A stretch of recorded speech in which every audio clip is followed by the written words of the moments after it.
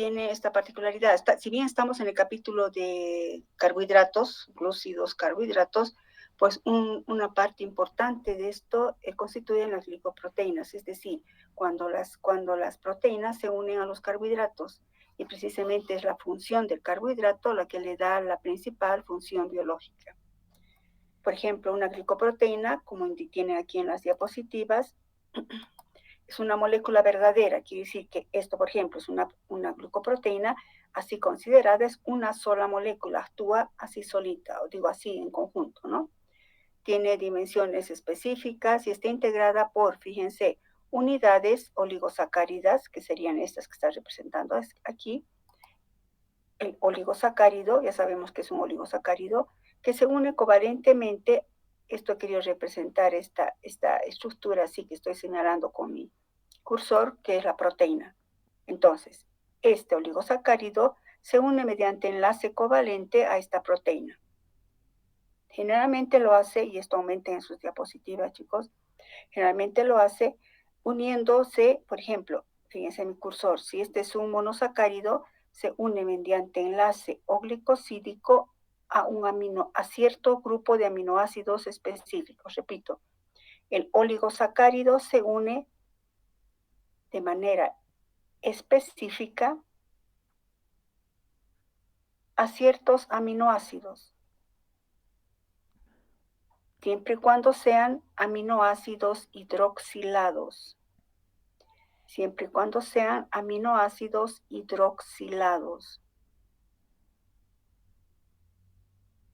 como ser la serina o la treonina.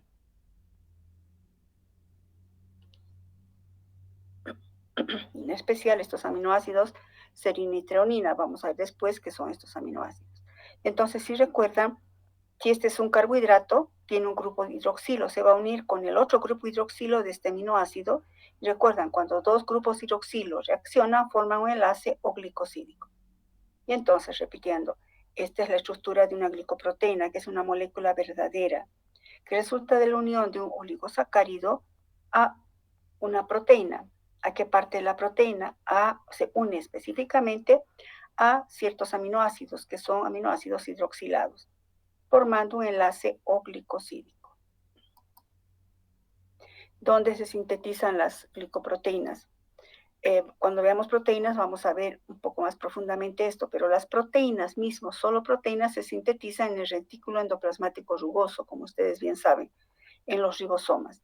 Entonces se sintetiza una proteína, pero una vez que ha sido sintetizada la proteína, en el aparato de Golgi ocurre una modificación que se denomina posttraduccional. Digamos, hablando etimológicamente, sería una modificación después de su traducción. La traducción es la síntesis de la proteína, eso vamos a ver también después.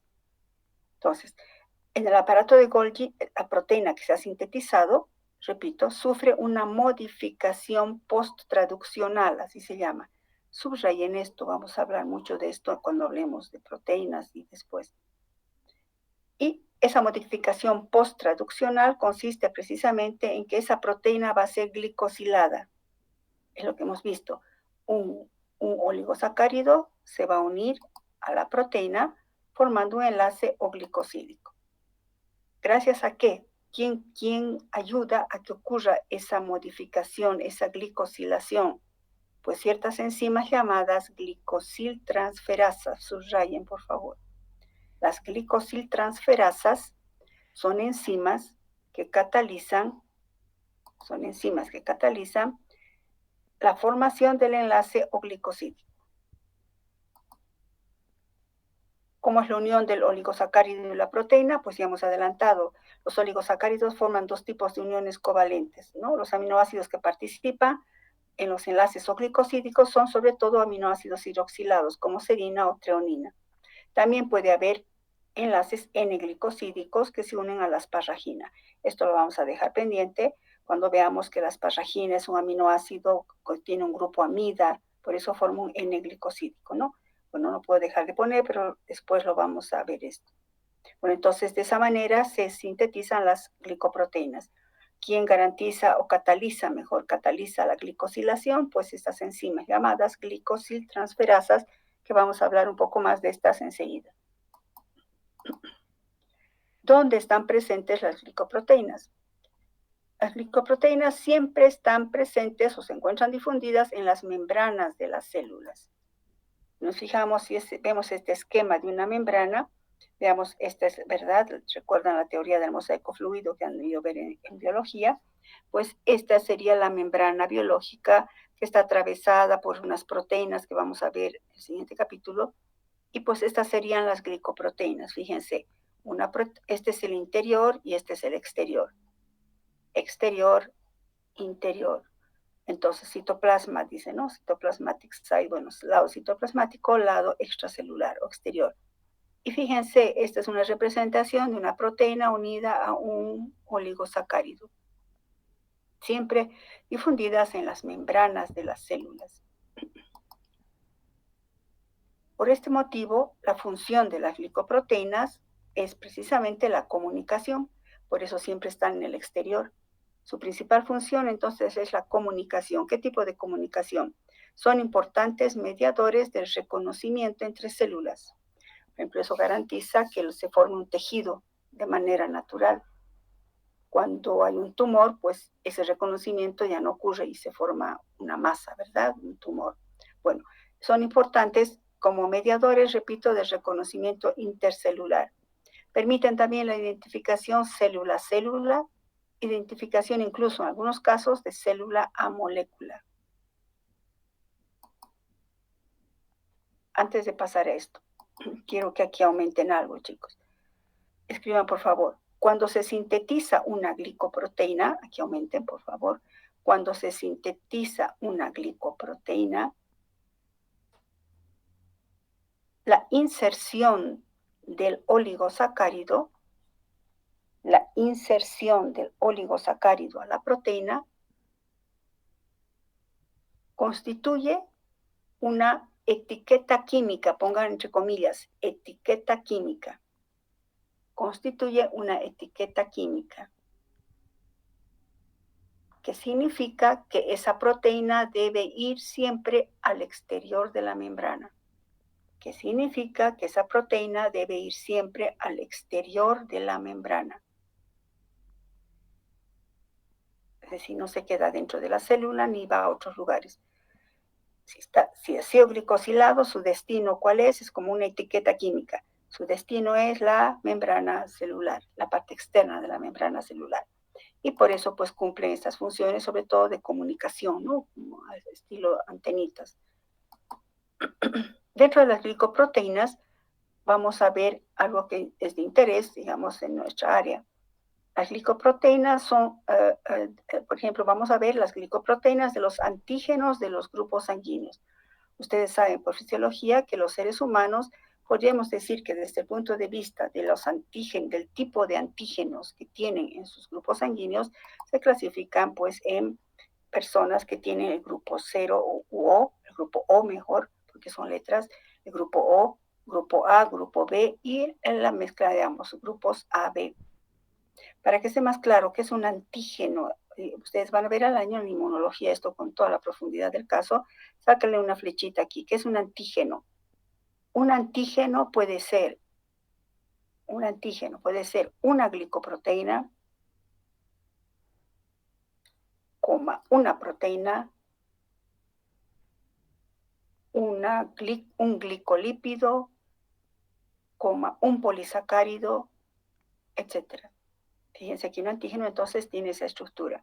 Pero ¿qué es entonces? Estructuralmente puede ser una glicoproteína, puede ser una proteína, puede ser un glicolípido, puede ser un polisacárido, que siempre, y aumenten esto por favor, todos los antígenos tienen la capacidad de generar anticuerpos. Los antígenos tienen la capacidad de generar anticuerpos. Bueno, entonces, todos los seres humanos en nuestros eritrocitos tenemos antígenos de superficie. En la superficie hay estas glicoproteínas, hemos visto, ¿verdad?, como antenitas, que están, repito, en la superficie del eritrocito y que tienen capacidad antigénica. Y esa misma capacidad antigénica ha hecho que se clasifiquen en estos 4 grupos. Veamos la estructura, estamos en bioquímica estructural. Este sería el tipo O. Fíjense, estructura de una glicoproteína de grupo O. Esta es la glicoproteína, la representación que estamos usando de una glicoproteína, ¿verdad? Pues bueno, esta es la proteína y el oligosacárido sería este, ¿verdad? Lo estoy colocando, he puesto aquí la figurita para que se ubiquen.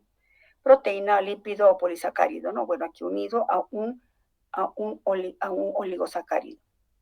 Este oligosacárido es, escriban por favor, escriban, encierren esto en un círculo. Este oligosacárido se sintetizan todos los seres humanos. Este oligosacárido sintetizan todos los seres humanos.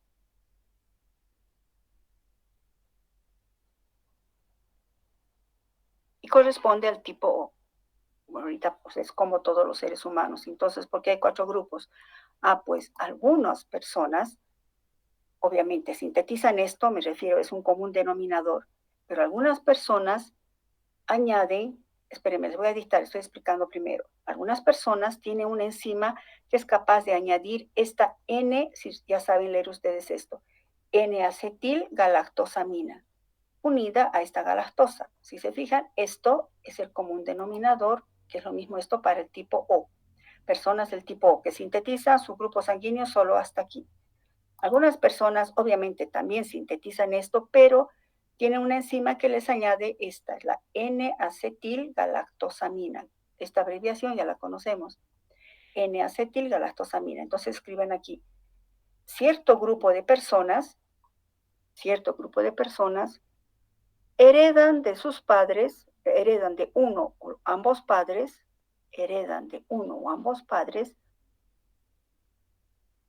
enzimas, una enzima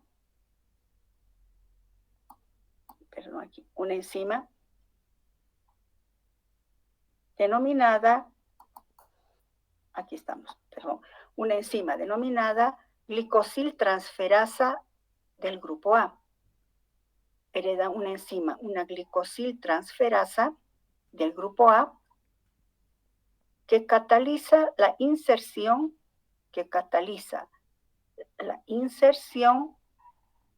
de una N-acetilgalactosamina al oligosacárido común, que cataliza la inserción de una N-acetilgalactosamina al oligosacárido común, ¿no? Bueno, a nivel de esta galactosa. Y por eso surge este grupo, el grupo A. Es decir, esto es posible que ingrese aquí porque uno o ambos papás de este individuo pues le heredan un gen que codifica una enzima que es capaz de catalizar que esta N-acetilgalactosamina se una a esta galactosa. Bueno, otro grupo de personas hereda de uno de sus progenitores,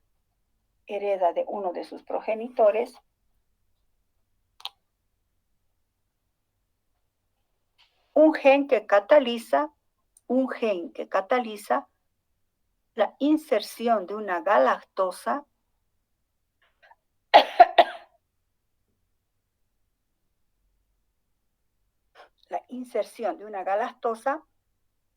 al oligosacárido común.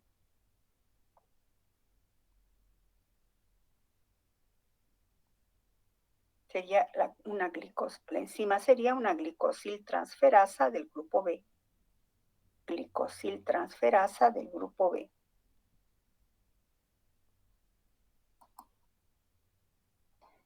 Y otras personas pueden añadir tanto la galactosa, o sea, pueden sintetizar pueden tener este antígeno o pueden tener este otro antígeno en la superficie de sus eritrocitos. Esas serán las personas del grupo AB. Tienen 2 antígenos. Y pues algo lo que les he dictado ya. ¿Por qué existen diferentes grupos sanguíneos? La respuesta sugiere responder a otra pregunta. ¿Por qué ciertos individuos añaden a las glicoproteínas de la superficie de los monosacáridos mencionados? Pues aquellos que tengan la enzima, la glicosiltransferasa, del grupo A podrán añadir la N-acetilgalactosamina.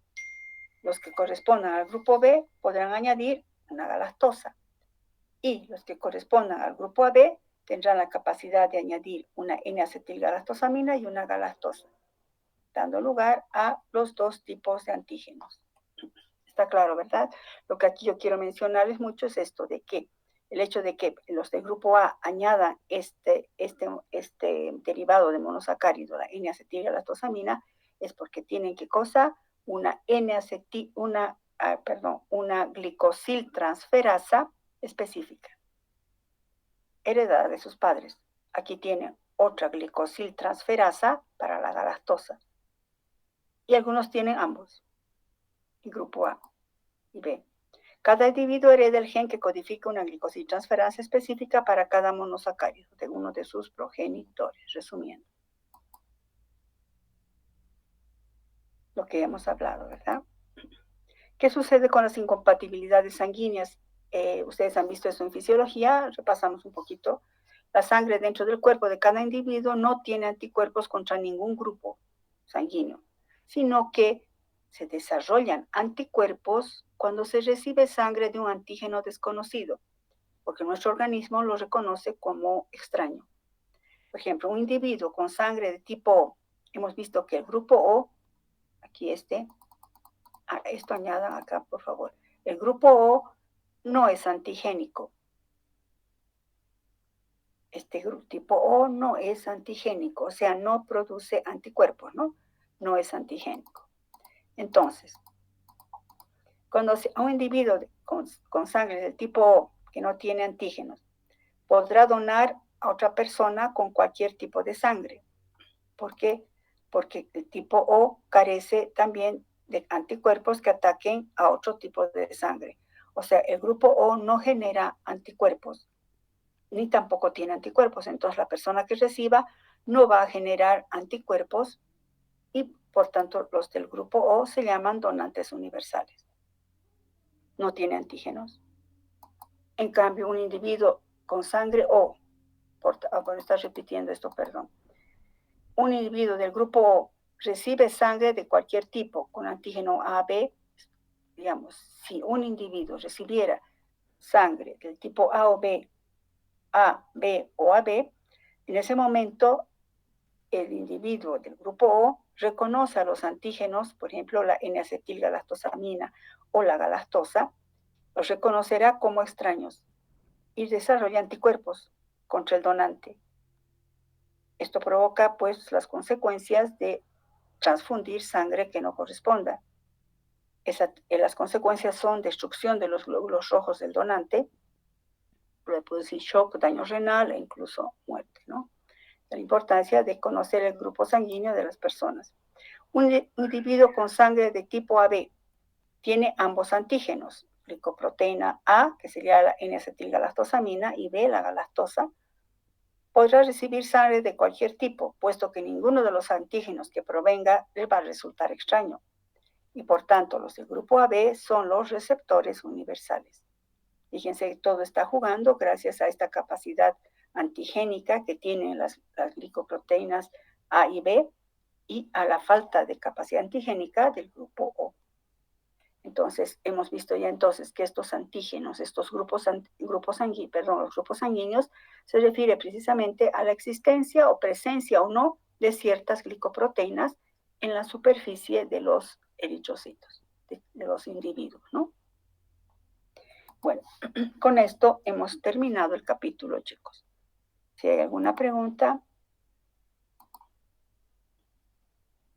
de cualquiera de esto, a estas alturas, si hubiera alguna pregunta, pues pueden, o alguna duda, pueden expresarla. Y si no, siempre la siguiente clase queda la esperanza de que alguna vez pregunten. Vamos a pasar, ya les he, si ustedes se fijan acá, les he compartido ya, fíjense, el tema, el capítulo 3, ya lípidos y biomembranas. Lo tienen ya impreso para que empecemos a avanzar. Les pregunto, chicos, ahorita lo tienen impreso. Pregunto eso, ¿por qué? Porque como todavía no habíamos acabado el capítulo, tal vez no lo tienen impreso. ¿Lo tienen impreso, chicos? Yujú, chicos. Bueno, sí, Todavía, doctora. todavía no. Bueno, entonces vamos a quedar acá, chicos. Mañana tenemos clases. Ah, bueno, está bien, chicos, entiendo. Como dijeron, tal vez no hemos acabado todavía el capítulo, no lo imprimo, entiendo. Ya, entonces, si no hay preguntas, permítame, todavía no se vayan. Espérenme, voy a parar esto y listo. Ya, entonces mañana, chicos, vamos a avanzar ya el capítulo de lípidos. Mañana sí yo voy a avanzar ya directamente, se supone, o voy a asumir que ya lo tienen impreso, ¿verdad? Además que en la hermenéutica habíamos dicho, chicos, ¿verdad? Es que lo tengan impreso y van añadiendo ciertas cosas ahí, si quieren en la diapositiva, si quieren en su cuaderno, le ponen número a la diapositiva, como ustedes quieran, pero sí les va a ayudar muchísimo para estudiar. Bueno, si no hay ninguna pregunta más, chicos, hasta luego, cuídense, hasta mañana.